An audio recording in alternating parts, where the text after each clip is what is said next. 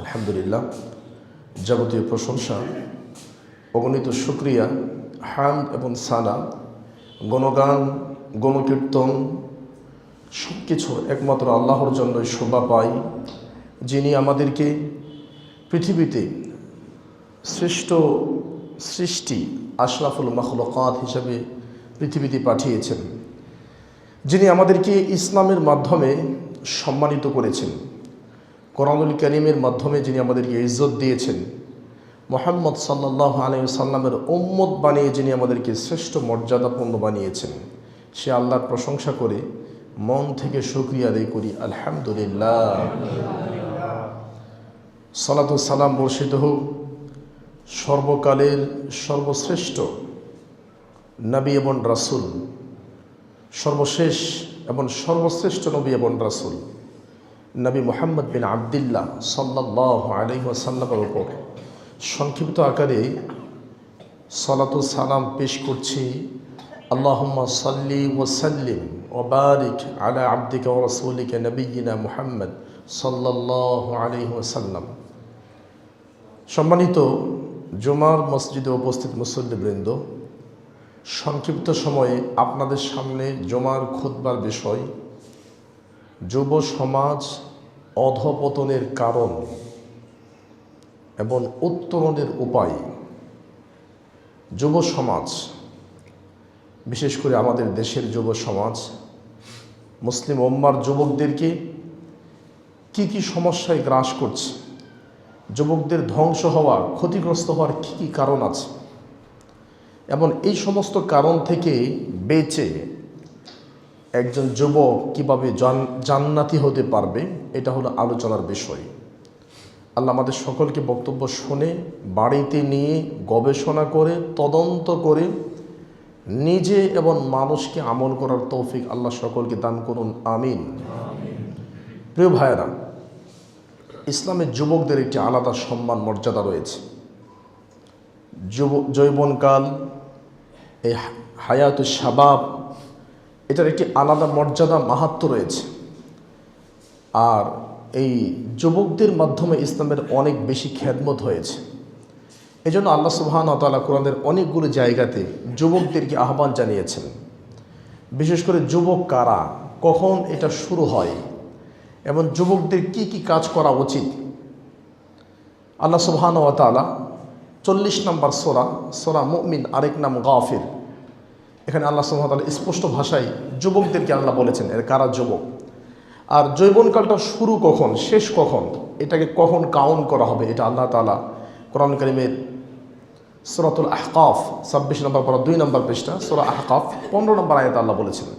এখানে আল্লাহ বলছেন, হাত্তা ইযা বালাগা আশুদ্দাহু ওয়া বালাগা 40 সানা, যখন কোনো মানুষ, হাত্তা ইযা বালাগা আশুদ্দাহ, যখন কেউ তার বয়সের পর্যাপ্ত সময়ে উপযুক্ত বয়সে কেউ যখন পৌঁছে যায়, ও বালাগা 40 মানে 40, সালাসিন 40 50, ও বালাগা 40 সানা, এবং তার বয়স যখন 40 হয়, মানে প্রাপ্তবয়স্ক হওয়া থেকে শুরু করে 40 পর্যন্ত, এই টাইমটাকে যৌবনকাল হিসেবে অনেকে ধরেছেন। এটা কোরআন কারীমে আসছে, ও বালাগা 40 সানা। তো যুবকদের, আমাদের মুসলিম উম্মার যুবকদের ধ্বংস হওয়া, ক্ষতিগ্রস্ত হওয়ার কি কি কারণ আছে, বলো যে এই সাবজেক্টটা এই সময় কেন নিয়েছেন। বর্তমান বাংলাদেশে যুব সমাজ যেদিকে ধাবিত হচ্ছে, বাংলাদেশের যুব সমাজ যে সমস্ত অন্যায়ের দিকে ধাবিত হচ্ছে, এটা আপনার সন্তান, আমার সন্তান, আপনার ভাই, প্রতিবেশী, এদেরকে সতর্ক করা এবং যুব সমাজকে সেভ করা, এটা খুব জরুরি। এবং যুবকদেরকে মসজিদমুখী করতে পারলে ইনশাআল্লাহ সমাজের রূপ, সমাজের চিত্র পরিবর্তন হয়ে যাবে। যুবকগুলো মসজিদের দিকে না দিয়ে তারা গান বাজনা, খেল তামাশা, মদ, জুয়া, বিভিন্ন রকম আতশবাজির দিকে যাচ্ছে। তো যুব সমাজকে সেভ করে তাদেরকে মসজিদ পর্যন্ত নিয়ে আসতে হলে আজকের খুতবায় যুবকদের কি কি সমস্যা এবং এগুলোর সমাধান কি, এটা নিয়ে আলোচনা করা দরকার। আমি 1 নম্বর সমস্যা বলছি যুবকদের, যদিও উপস্থিতি খুবই কম, একটা পয়েন্ট খুবই গুরুত্বপূর্ণ। একটা বড়তে যাওয়াই যাবে না, কারণ 12:45 আমরা জোহর পড়ি। আমাদের একটাতে যদি জমা পড়ি, তাহলে আমাদের হানাফি ভাইদের মতো হয়ে গেল, যে সুবিধা মতো, যদিও জুমার খুতবার দিকে তাকায় 15 মিনিট সমস্যা নাই ইনশাআল্লাহ। তো এরপরেও যাদেরকে নিয়ে কথা বলবো তাদের উপস্থিতি অনেক কম। আলহামদুলিল্লাহ আমার ভাই, যুবকদের কি কি সমস্যা, তার 1 নম্বর সমস্যা হচ্ছে অবৈধ সম্পর্ক, গুপ্ত প্রেম, ভালোবাসা, অবৈধ সম্পর্ক।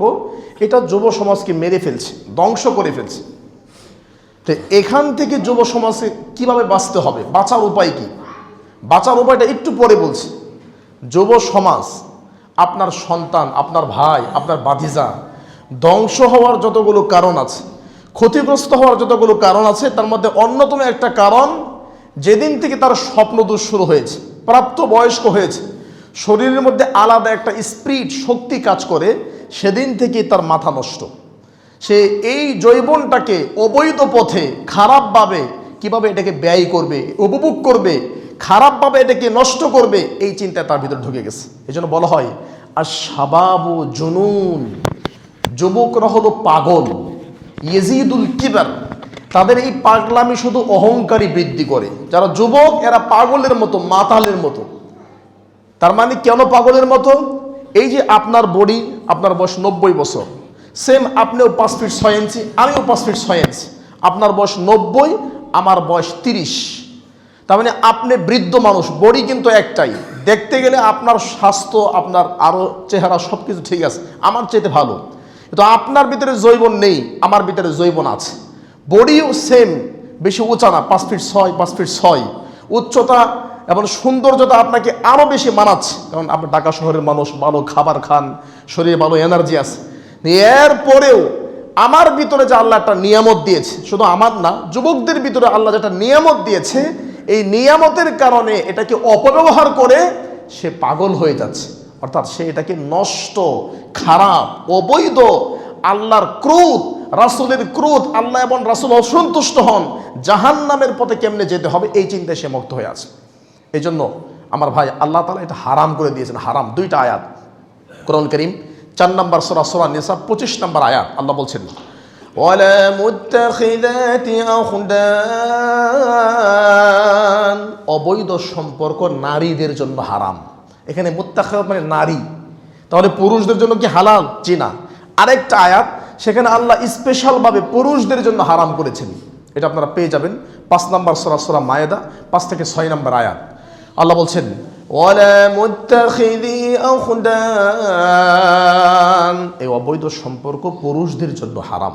তাহলে 1 নম্বর এটা কেন নিয়ে আসলাম? অবৈধ সম্পর্ক, জেনা, ব্যভিচার আমাদের সমাজে এমন পরিমাণ বাড়ছে।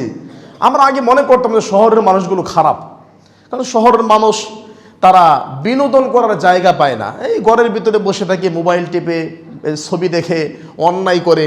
শহরের মানুষগুলোকে আমরা খারাপ মনে করতাম। এখন গ্রামগঞ্জে দেখি যে শহরের চাইতেও গ্রামের মানুষ আরো বেশি খারাপ হয়ে যাচ্ছে। বলবেন কেন?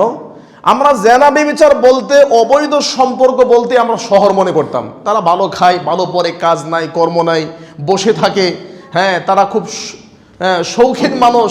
তো এটা মনে করে শহরের মানুষগুলো যতটা পাপের দিকে দাবিত হচ্ছে, গ্রামের মানুষ তার চেয়ে কম না। কারণ এই অবৈধ সম্পর্ক গ্রামের মধ্যে আরো বেশি বেড়ে গেছে। ঘরে ঘরে অভাব নেই, এবার মানুষ এমন চিন্তা করে নিয়েছে যে আমার মেয়ে দেখতে এত সুন্দর না, আচ্ছা একটা মোবাইল কিনে দিই, 12 থেকে 15,000 টাকা, মোবাইলে কারোর সাথে কথা বলবে, কোথাও বিবাহ হয়ে যাবে, শেষ। নাউজুবিল্লাহ মিন যালিক।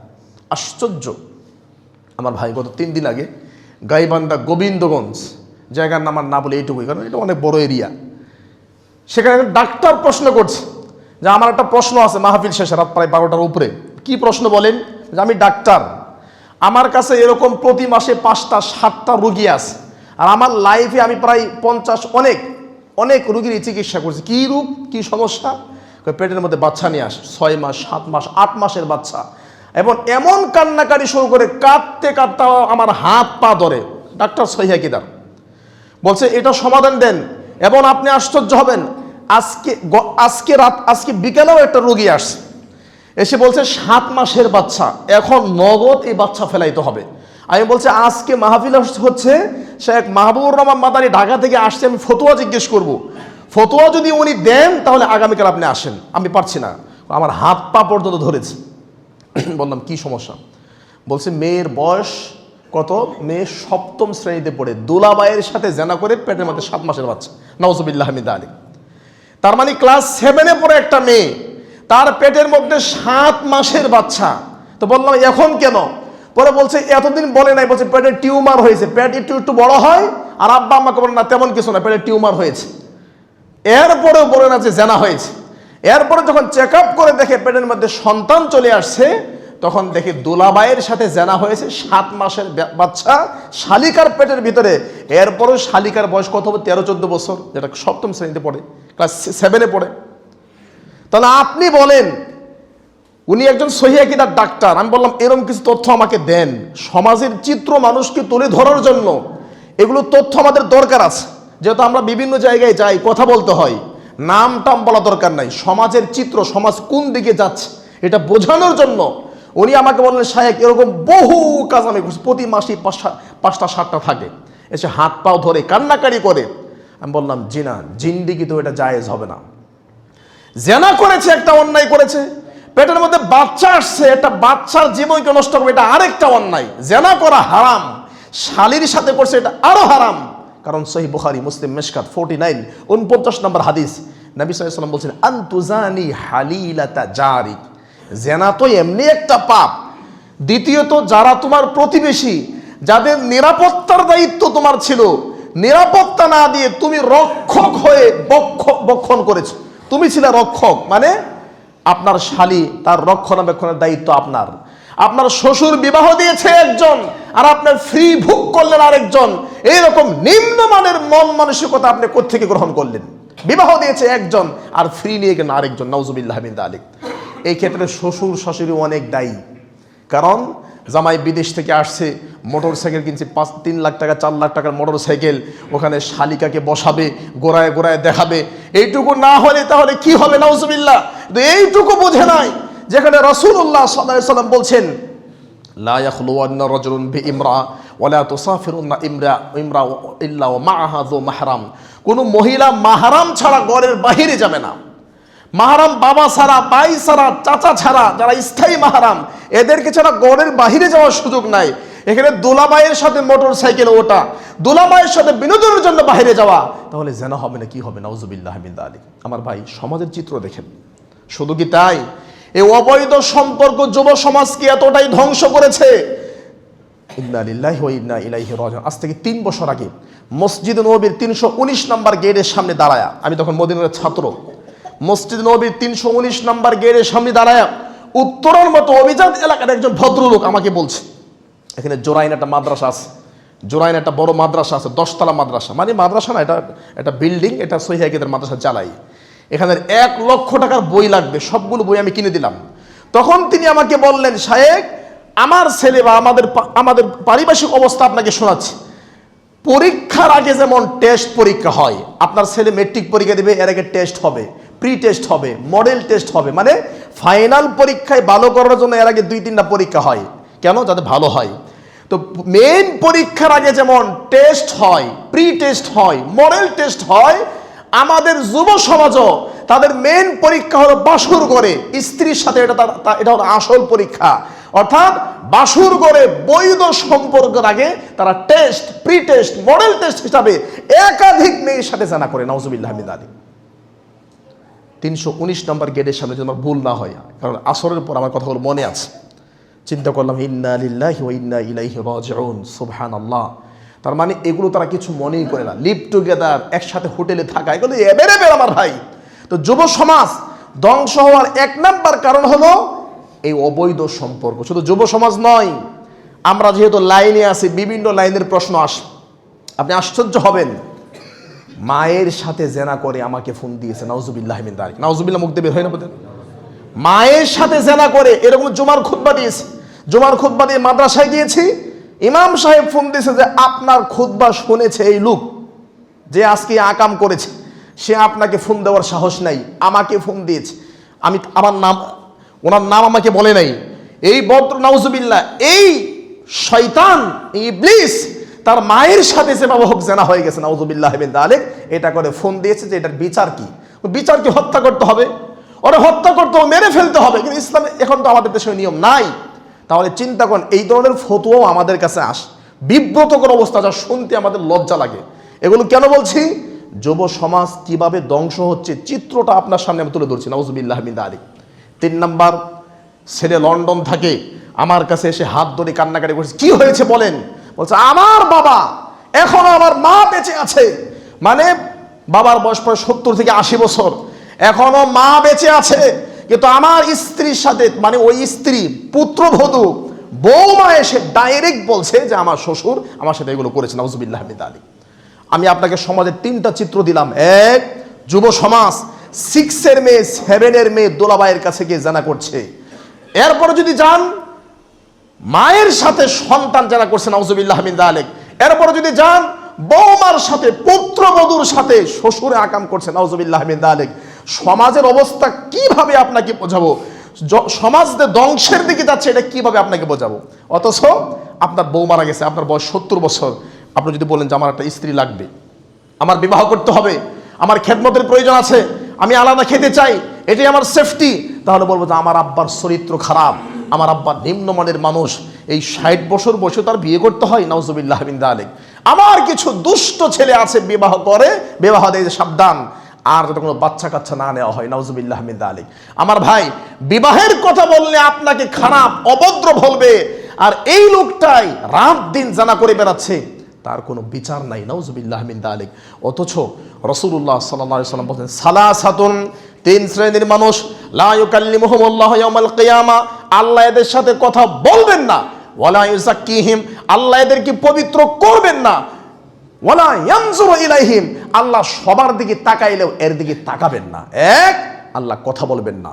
2, আল্লাহ পবিত্র করবেন না। 3, আল্লাহ ওর দিকে তাকাবেনই না।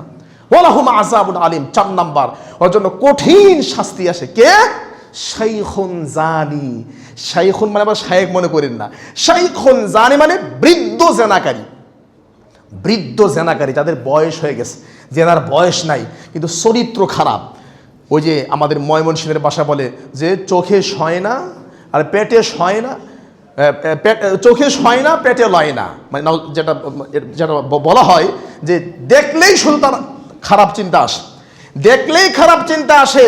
ওই চোখ দিয়ে দেখলেই ওই 30 বছর আগে 25 বছর আগে যেগুলো খারাপ চিন্তা আসতো, শয়তান তাকে সেগুলো করায়, কিন্তু পেটের মধ্যে শয় না, মানে তার ওই ধরনের শক্তি নাই, কিন্তু চোখটা এতটাই খারাপ হয়ে আছে, ওদিকে তাকালেই তার জানা করতে মন চায়। নাউজুবিল্লাহ মিন যালিক। কেন জানেন? এটা আপনার দোষ না। রাসূল সাল্লাল্লাহু আলাইহি ওয়াসাল্লাম বলেছেন, আশ-শাইতানু জাসিবুন আলা কলবি ইবনে আদম, শয়তান আদম সন্তানের অন্তরের মধ্যে চুপ করে বসে আছে। ফাইদা যাকারাল্লাহ, যতক্ষণ আপনি আল্লাহর জিকির করবেন, গাফালা, শয়তান গাফেল হয়ে থাকে। আর আপনি যখন গাফেল হবেন, আল্লাহর জিকির করবেন না, তখন ওয়াসওয়াসা, শয়তান আপনাকে ওয়াসওয়াসা দেবে। আমার ভাই, 1 নম্বর পয়েন্ট লম্বা হয়ে গেল অনেক। যুবকদের ধ্বংস হওয়ার 1 নম্বর কারণটা আমরা বললাম। সমাধান কি? এটা সমাধান নেন। আবু দাউদ তিরমিজি 1084, 1084 নম্বর হাদিস। রাসূলুল্লাহ সাল্লাল্লাহু আলাইহি ওয়াসাল্লাম বলছেন, মান উলিদা লাহু ওয়ালাদ, যার সন্তান পৃথিবীতে জন্মগ্রহণ করেছে, ছেলে হোক মেয়ে হোক, সন্তান পৃথিবীতে আসছে, 1, ফালিউহসিন ইসমাহু, সে তার সন্তানের একটা সুন্দর সুন্দর নাম রাখবে। 2, আদাবাহু, তাকে আদব কায়দা শিক্ষা দেবে। আদব কায়দা মানে আমাদের মসজিদের 3 তলা ছাদ থেকে আপনার বাচ্চা থুতু ফেলাইছে, ছোট বাচ্চা 6-7 বছর বয়স, তো নিচ থেকে আপনি তাকায়া ওই বাচ্চারা কিছু বলেন নাই, বাচ্চারা গালিও দেন না, বলছে এই তোমার দাদার নাম কি, তোমার বাড়ি কোথায়, মানে থুতু দিছে বাচ্চা, বাচ্চাকে কিছু না বলে ওর দাদার নাম কেন জিজ্ঞেস করলেন, বাবার নাম কেন জিজ্ঞেস করলেন? কারণ বাচ্চার দোষ না, এটা যেই গাছের ফলে ওই গাছের দোষ। এই জন্য নবী বলছে আদাবাহু, আদব কায়দা শিক্ষা দিতে হবে। আপনার সন্তানকে শিষ্টাচার ভদ্রতা শিক্ষা দেওয়ার দায়িত্ব আপনার। 3 নাম্বার, ফাইদা বালাগা। বালাগা মানে বালেগ হওয়া। বালেগ হওয়া কখন হয়? বাংলাদেশের আবহাওয়া, বাংলাদেশের পরিবেশে একটা মেয়ে 9 থেকে 10 বছরে বালেগা হয়ে যায়। আর বাংলাদেশের আবহাওয়ায় একটা ছেলে 11 থেকে 12 বছর বয়সে তার বালেগ হয়ে যায়। তার মানে মেয়েদের 9 থেকে 10, ছেলেদের 11 থেকে 12। যখনই বালেগ হয়ে গেছে তখন আপনার দায়িত্ব আপনার সন্তানকে বিবাহ দেওয়া। তার মানে আপনার সন্তানের বয়স যখন 12-13 বছর হয়ে গেছে, 14 বছর হয়ে গেছে, তখনই তাকে বিবাহ দিয়ে দিতে হবে। আপনার মেয়ের বয়স 11-12 বছর হয়ে গেছে, তখনই তাকে বিবাহ দিয়ে দিতে হবে। আর যদি বিশ্ব স্বাস্থ্য সংস্থা, আমেরিকা, কানাডা, সুইজারল্যান্ড, ওই পশ্চিমা কৃষ্টি কালচারের দিকে যান, তাহলে আপনার মেয়ের বয়স হবে 20 বছর বয়স, যখন তখন তার বিয়ের বয়স হবে। আর ছেলের বয়স যখন 22, 23, 25 বছর হবে, সব শেষ, ভিতরে যা ছিল সব শেষ, নাউজুবিল্লাহ মিন যালিক, তখন বিয়ের বয়স হবে। কারণ ওরা ওটাই বুঝে। কয়েকদিন আগে ট্রান্সজেন্ডার এগুলো বের হয়েছে কেন? ওই যে লিঙ্গ পরিবর্তন করা। হ্যাঁ, আপনি পুরুষ মানুষ, ঢাকা মেডিকেলে যাবেন, আপনার নাম শরীফ, এখন আপনার লিঙ্গ পরিবর্তন করে আপনারা শরীফা বানিয়ে দিবে। আপনার নাম শরীফা, লিঙ্গ পরিবর্তন করে আপনারা শরীফ বানিয়ে দিবে। কেন জানেন? এগুলো আপনাদের ব্রেনে ঢুকবে না। আমার ভাই, ইসলাম আপনাকে আমাকে এত সম্মান দিয়েছে। পৃথিবীতে আসার আগে যখন মায়ের পেটে ছিলেন, তখন ইসলাম আপনাকে অধিকার দিয়েছে। মার পেট থেকে পৃথিবীতে জন্মগ্রহণ করেছেন, প্রথম ঘোষণা আপনার কানের মধ্যে আজান হবে। আযান রাসূলুল্লাহ সাল্লাল্লাহু আলাইহি সাল্লাম ফি উযনি হাসান ইবনে আলী হাইনা ওয়ালাদাতু ফাতিমা বিসসালাহ। ফাতেমা যখন হাসানকে জন্ম দিয়েছে, নবী হাসানের কানে আজান দিয়েছে। হাদিস কেউ জয়ীফ, কেউ বলছে হাদিসটা দুর্বল, আবার কেউ বলছে হাসান আমলযোগ্য। তবে সৌদি আরবের যে ফতোয়া, নবজাতক বাচ্চা ছেলে হোক মেয়ে হোক কানের মধ্যে আজান দিতে হয়। আমি বোঝাতে চাচ্ছি, আপনি পৃথিবীতে আসার পরেই আপনার কানের মধ্যে আজান দেওয়া থেকে শুরু করে মরে গেছেন, আপনার দাফন কাফন প্রত্যেকটা জায়গাতেই ইসলাম আপনাকে সিকিউরিটি, নিরাপত্তা এবং দায়িত্ব ভাগ করে দিয়েছে। কিন্তু পশ্চিমারা যতদিন পর্যন্ত ওদের শরীরের চামড়া লাল আছে, লাল চামড়া, সাদা চামড়া, বডি ফিটনেস ঠিক আছে, ততদিন পর্যন্ত ওদের মহিলাগুলো আবাসিক হোটেলে, পতিতালয়ে খুব দামে বিক্রি হয়। তার মানে তাদের মেয়েদের চামড়া যখন ঠিকঠাক থাকে, ভাঁজ পড়ে যায় নাই, তাদের মেয়েদের চামড়া যখন সুন্দর থাকে, সবাই ভোগ করতে পারে, তখন ওই জিনিসটার দাম থাকে, ওই মহিলার দাম থাকে। যখন 40-45 বছর হয়ে যায়, চামড়াগুলো ভাঁজ পড়ে যায়, তাকে আর কেউ ব্যবহার করতে চায় না। এতদিন সে শরীফা ছিল, তখন বলে যে মহিলা ছিলাম, সবাই ভোগ করেছে, এখন তো আমাকে কেউ নেয় না, চলো হাসপাতালে যাই, আমার লিঙ্গ পরিবর্তন করে আর শরীফা থাকতে চাই না, এখন বেড়া হয়ে যাবো, শরীফ হয়ে যাবো। ওটা তো ওরা করে, আপনি করছেন কেন? এই লিঙ্গ পরিবর্তন ওরা করে, ওদের কোনো সেফটি নাই। এই জন্য অসংখ্য খ্রিস্টান মহিলা ইসলাম কবুল করছে। দেখছে না, ইসলামের সেফটি আছে, নিরাপত্তা আছে। বাবা দায়িত্ব পালন করবে, বাবা নাই স্বামী করবে, স্বামী নাই ছেলে করবে, কেউ নাই সমাজ করবে, সমাজও করবে না, রাষ্ট্র করবে। আরে জন্ম থেকে মৃত্যু পর্যন্ত আমার সেফটি ইসলাম দিয়েছে। এটা ওরা ভাবে, সুবহানাল্লাহ। আর ওরা বলে যে যতক্ষণ আমার দেহ সুন্দর আছে, তখন সবার কাছে দাম আছে, আমার দেহ নাই, দাম নাই। এই জন্য ওরা লিঙ্গ পরিবর্তন করে মহিলা পুরুষ হয়ে যাচ্ছে। আমার ভাই, এটা বিপজ্জনক। কেন বিপজ্জনক? সময় খুব দ্রুত চলে যাচ্ছে, আমি ওদিকে উদাহরণ দিচ্ছি না। 2 নাম্বার বিষয়, যুব সমাজ ধ্বংস হওয়ার 2 নাম্বার বিষয় হলো মাদক সেবন। এই মাদক সেবন, বিড়ি খাওয়া, সিগারেট খাওয়া, এটা আমাদেরকে একদম নষ্ট করে ফেলছে। বিড়ি এবং সিগারেট আমাদেরকে এতটাই নষ্ট করেছে, নাউজুবিল্লাহ মিন যালিক। আমার ভাই, আপনারা যদি বিশ্বাস করেন, এদিকে বগুড়া গাইবান্ধা পার হওয়ার পরে রংপুর, দিনাজপুর, কুড়িগ্রাম, বরুঙ্গামারি, রৌমারি, কৈমারি, নাগেশ্বরী, এই যে বিশাল একটা এরিয়া, এখানে তামাকের চাষ হয়। সুবহানাল্লাহ। তামাক চাষিরা তামাক চাষ করে তারা বাড়িতে ঘুমিয়ে থাকে, কোনো চিন্তা নাই, টেনশন নাই। এই তামাক চাষিরা তামাক চাষ করে, কোনো ওয়াল দিতে হয় না, বেড়া দিতে হয় না, ছাউনি দিতে হয় না, জাল দিয়ে আটকায় রাখতে হয় না। কারণ তামাক চাষি জানে এই তামাক, এটা কুকুরেও খায় না, শুকুরেও খায় না, এটা পৃথিবীর কোনো নোংরা প্রাণীও খায় না, কিন্তু বাঙালি এটা খায়। শুধু খালি খায়, এটা না খাইলে সকালে টয়লেট হয় না। এমন বিশ্বাস করে টয়লেটের মধ্যে বসে সকালে 2-3 একবারে খাই। যারা ভদ্র মানুষ জীবনে এগুলো খায় না, ওদের কাছে টয়লেটের চাইতে বেশি গন্ধ বিড়ির গন্ধ। যারা ভদ্র মানুষ। আর এগুলো হবে না কেন? হুজুররাই তো এখন বড় মদখুর, হুজুররাই এখন বড় মদখুর। বলছি কেন? আমি দলিল ছাড়া কোনো কথা বলেন, 4টা দলিল নেন। ইবনে মাজা 3171 নম্বর হাদিস, ইবনে মাজা মেশকাত 3188 নম্বর হাদিস, ইবনে মাজা মেশকাত 3890 নম্বর হাদিস, ইবনে মাজা মেশকাত 3393 নম্বর হাদিস। এই 4টা হাদিস নবী বলেছেন, যেই জিনিস অল্প খাইলে নেশা হয়, অল্প একটু, ওই জিনিস, যেই জিনিস বেশি খাইলে নেশা হয়, কম খাইলে হয় না। যেমন বিড়ি 2-3টা খান মজাই লাগে, জর্দাও একটু খান মজাই লাগে, এটাই যদি একটু বেশি পরিমাণে খান আপনারা খুঁজে পাওয়া যাবে না। নবী বলছে ওই জিনিসের জাররা পরিমাণ, সামান্য পরিমাণ হারাম। এটাই যদি হয়, তো হুজুরও, আমাদের দেশের হুজুররাই সবচেয়ে বড় মদখুর। কারণ বিড়ির নাম মদ, সিগারেটের নাম মদ, জর্দার নাম মদ, তামাকের নাম মদ, পৃথিবীতে যত নেশা সৃষ্টিকারী জিনিস আছে সবই এর নাম মদ। আমরা শুধু মদকে হারাম মনে করি, কিন্তু বিড়ি হারাম, সিগারেট হারাম, হিরোইন আফিম হারাম, জর্দা গুল হারাম, তামাক হারাম, এইটুকু বোঝেন না কেন? হুজুররা কেন সবচেয়ে বড় মদখোর কেন বললাম? কারণ মাগরিবের নামাজের আগে হুজুরে পান খায়, পানের সাথে জর্দা দেয়। কেন খাইলেন? বলছে এটা খাইলে কেরাতটা সুন্দর হয়। কেরাত নাকি সুন্দর, সুর নাকি ভালো হয়। বয়ানের আগে, বক্তব্যের আগে, মাহফিলের আগে হুজুরে খুব বেশি পরিমাণে খাচ্ছেন কেন? এটা খাইলে সুর ভালো হয়, কণ্ঠটা খুব সতেজ থাকে, স্তন থাকে, ঠন ঠন করে।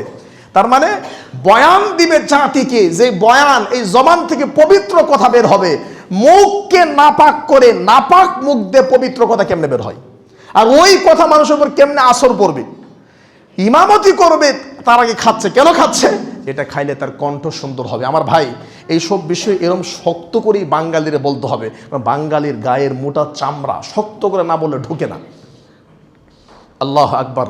আমার ভাই, এই জন্য এই সমস্ত নেশাদার দ্রব্য যুব সমাজকে ধ্বংস করেছে। কেন? একটু ভালো করে খেয়াল করেন।